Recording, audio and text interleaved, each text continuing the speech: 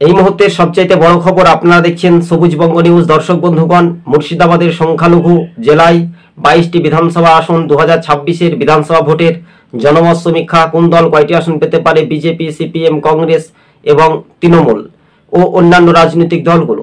তবে এবার বিজেপি, আপনাদেরকে জানিয়ে রাখি, হিন্দু এলাকায় একটা দাপট দেখা যেতে পারে, যা কালীগঞ্জের প্রভাব। 109টি বুথের মধ্যে 108টি বুথে তারা লিড দিয়েছে।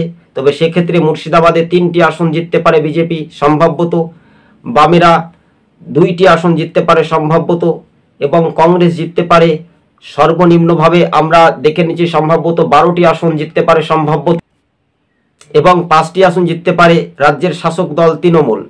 এই সমীক্ষা সার্ভে মুর্শিদাবাদের জনমত সমীক্ষার ইঙ্গিতে বলানো হচ্ছে তৃণমূল কংগ্রেস 5টি আসনে এগিয়ে থাকতে পারে সম্ভবত, কংগ্রেস 12টি পাচ্ছে সম্ভবত, বিজেপি পেতে পারে 3টি আসন সম্ভবত, বামেরা পাচ্ছে 2টি আসন সম্ভবত। খুবই সংক্ষেপে মুর্শিদাবাদের 22টি একেবারে বিধানসভা ভিত্তিক আপনাদের সঙ্গে তুলে ধরলাম। তবে সংখ্যালঘু ভোট তৃণমূল এবার তারা দুর্বল হচ্ছে, তবে মুর্শিদাবাদে কংগ্রেস কিছুটা হলেও তারা নিজেদের পায়ে দাঁড়াতে পারে।